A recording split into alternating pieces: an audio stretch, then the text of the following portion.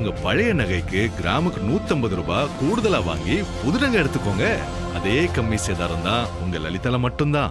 ராஜராஜேஸ்வரி அவர்கள் பேசும்போது சொன்னாங்க, இந்த மாதிரி எத்தனை தொழில்ல நம்ம இழப்பீடு இருக்கோம், எவ்வளவு லாஸ் ஆயிருக்கு அப்படின்னு பல்வேறு கம்பெனி நேம் எல்லாம் சொல்லி மென்ஷன் பண்ணி பேசினாங்க. ஆனா அந்த அமைச்சர் டான்ஸ் மட்டும் ஆடல, இன்னைக்கு சுற்றுப்பயணமா உல்சான் போயிருக்காங்க.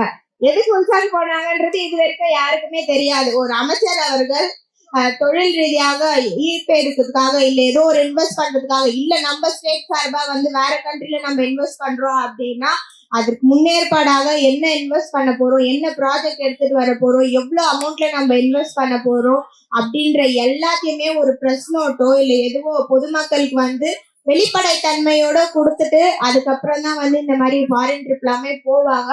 ஆனா அந்த மாதிரி எந்த ஒரு முன்னேற்பாடு வகையிலயும் ஒரு ப்ரெஸ் ரிலீஸ் ரிட்டர்ன்ல கூட கொடுத்த மாதிரி தெரியல.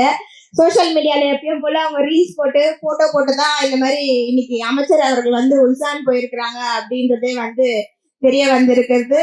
இதுவே கடந்த ஆட்சியில மாண்புமிகு கழக தலைவர் அன்றைய முதலமைச்சராகவே இருந்த பொழுதிலும் பத்திரிகையாளர்களை சந்தித்து ஏர்போர்ட் வெளியில கழக மூத்த முன்னோடிகளோட ஒருங்கிணைந்து பத்திரிகையாளர் கேட்கக்கூடிய கேள்விக்கு பதில் அளித்து அதே போல் பயணம் முடிச்சுட்டு திரும்பி வந்தவனே பத்திரிகையாளர்களை சந்தித்து என்னதுக்காக போனோம், என்ன பேசணும், என்ன தகவல் சொல்லியிருக்காங்க, என்ன திட்டங்கள் கொண்டு வர போறோம், எவ்வளவு நிதி ஒதுக்கி இருக்கோம் அப்படின்றது ஒவ்வொன்னு புள்ளி விவரத்தோட பத்திரிகையாளரிடம் தெரியுது. இதுதான் டிரான்ஸ்பரன்சியான ஒரு கவர்மெண்ட். இன்றைக்கு ஆட்சி அமைத்திருக்கக்கூடிய தற்கூறிகள் சொன்னா உங்களுக்கு கோபம் வரும். சரி, தற்கூறிகள் சொல்லல. இன்றைக்கு ஆட்சி அமைத்திருக்கக்கூடியவர்கள் எடுத்தவொடனே சொன்னாங்க ரொம்ப டிரான்ஸ்பரன்சியா இருக்கும், வெள்ளை அறிக்கை தரும் அப்படின்னு சொல்லிட்டு. இதுதான் உங்க டிரான்ஸ்பரன்சியா? ஒரு அமைச்சர் அவர்கள் வெளிநாட்டுக்கு சுற்றுப்பயணம் மேற்கொள்ளும் பொழுது எதற்காக செல்றாங்க அப்படின்றத வெளிப்படை தன்மை கூட இல்லாத அளவுக்கு தான் உங்களோட டிரான்ஸ்பர் இருக்கா அப்படின்றது இந்த இடத்துல நான் ஒரு கேள்வியாவே வைக்கிறேன். வெள்ளை அறிக்கை தருவோம் அப்படின்னா எல்லாத்துலயுமே வெள்ளை அறிக்கை இருக்கணும். நீங்க எங்களுக்கு தேவையானதுக்கு மட்டும் நாங்க கொடுப்போம், எங்களுக்கு தேவையில்லாதது கொடுப்போம்னா இது தமிழ்நாடு. உங்களுக்கு வாக்களித்தவர்களுக்கு நீங்க பதில் சொல்ற இடத்துல இருக்கீங்க. அப்படி இருக்கும் பொழுது ஒவ்வொரு விஷயத்துக்கும் நீங்க பொதுமக்களுக்கு பதில் சொல்லிதான் ஆகணும். நீங்க அதை ஜஸ்ட் லைக் தட் ஸ்கிப் பண்ணிட்டு போறது எந்த வகையிலயும் சரி இருக்காது. அதே போல இன்றைக்கு ஒரு அமைச்சர் தெரிவித்திருக்கிறாங்க, திமுக எங்க கரண்ட் கட் பண்ணிடுறாங்க, இந்த கவுன்சிலர்ஸ் எல்லாம் ஒரே பிரச்சனை பண்றாங்க, எங்களால எங்கேயுமே போக முடியல, எங்க சட்டமன்ற உறுப்பினர் ஃப்ரீயா செயல்பட விட மாட்டாங்க. எந்த இடத்துல ஒரு கவுன்சிலர் உங்களை இஷ்யூ பண்ணாங்க? எந்த இடத்துல குப்பை எடுக்காம இருக்கிறது? மாண்புமிகு அமைச்சர் அவர்களுக்கு ஒரு கருத்து நான் தெரிவிக்கிறேன். குப்பை எடுக்கிறது கார்பரேஷனோட வேலை. அது எந்த பகுதியில எடுக்கல, நீங்க கார்பரேஷன் கமிஷனருக்கு ஒரு போன் அடிச்சா கூட எடுத்து கிளீன் பண்ணி கொடுத்துருப்பாங்க. அதே போல ஈபி துறையை சார்ந்து கார்பரேஷனுக்கே நீங்க திருப்பி கம்ப்ளைண்ட் சொல்றீங்க. ஈபி துறை உங்களோட அமைச்சர் தான் இருக்கிறாங்க. அப்ப நீங்க உங்களோட அமைச்சருக்கு தான் போன் பண்ணி எதற்காக கரண்ட் கட் ஆகுது, எதனால இப்படி ஆகுது அப்படின்றத கேட்டிருக்கணும். உள்ளாட்சி அமைப்புல திராவிட முன்னேற்ற கழகத்தை சார்ந்தவர்கள் இருக்கிறார்கள் என்பதற்காக எல்லாத்துக்குமே உள்ளாட்சி எங்க துறை இருக்கோ இல்லையோ, அதே போல இன்றைக்கு நகராட்சி நிர்வாகத்துறை அப்படின்ற துறை யாரிடம் இருக்கிறது அப்படின்றது இங்க இருக்க அனைவருக்குமே தெரியும். அப்படி இருக்கும் பொழுது சென்னை மாநகராட்சி வேற, சென்னை குடிநீர் வாரியம் வேற அப்படின்றது கண்டிப்பா அந்த அமைச்சர் அவர்களுக்கு தெரிஞ்சிருக்கும். அப்படி இருந்தும் மெட்ரோ துறை சார்ந்து தண்ணி வரல, கார்பரேஷன் ஆக்ஷன் எடுக்க மாட்டேங்குது. மாண்புமிகு அமைச்சர் அவர்களே, மெட்ரோ துறை தனியா அதற்கு என்று ஒரு போர்டு அமைக்கப்பட்டு இருக்கிறது, அதற்காக தனியாக அதிகாரிகள் நியமிக்கப்பட்டு இருக்கிறார்கள். நீங்கள் அந்த அதிகாரியிடம் தான் கேட்க வேண்டும். நீங்கள் தான் ஆட்சியில் இருக்கிறீங்க. அப்படி இருக்கும் பொழுது நீங்க தான் அந்த பவர்ஸை யூஸ் பண்ண வேணும். இப்படி இருக்கும் பொழுது எல்லாத்துக்குமே மாநகராட்சியை பிளேம் பண்றது, எல்லாத்துக்குமே மாநகராட்சியை குற்றச்சாட்டு சொல்றது எந்த வகையில அது சரியா இருக்கும்?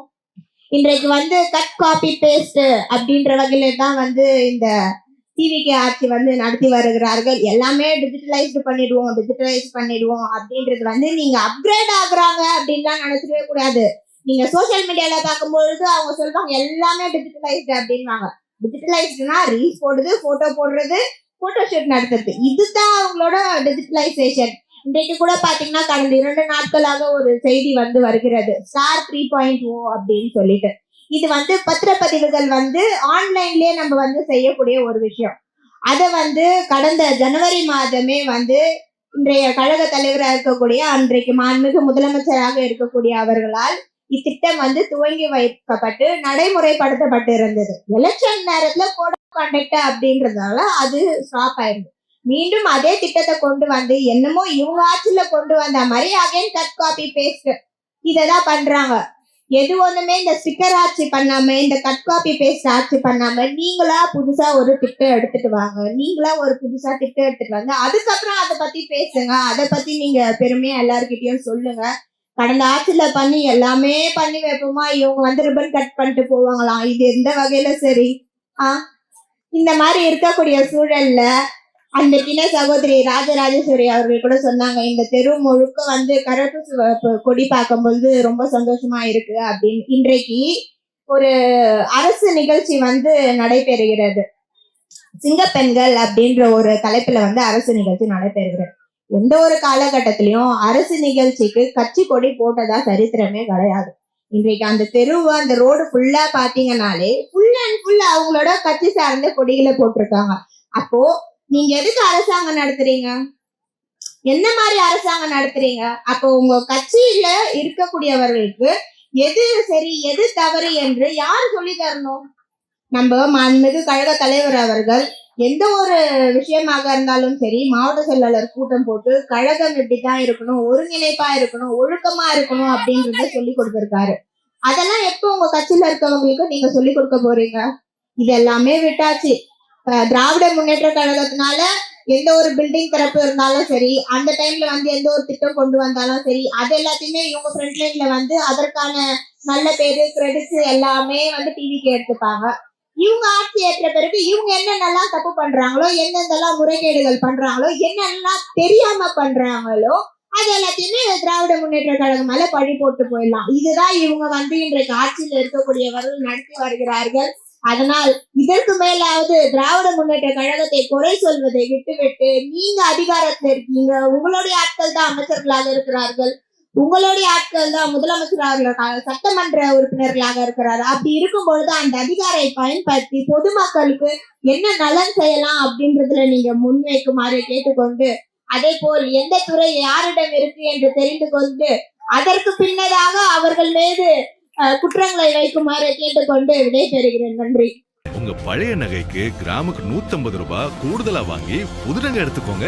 அதே கம்மி சேதாரம் தான் உங்க லலிதால மட்டும்தான். மின்னம்பலம்.com தமிழின் முதல் மொபைல் பத்திரிகை.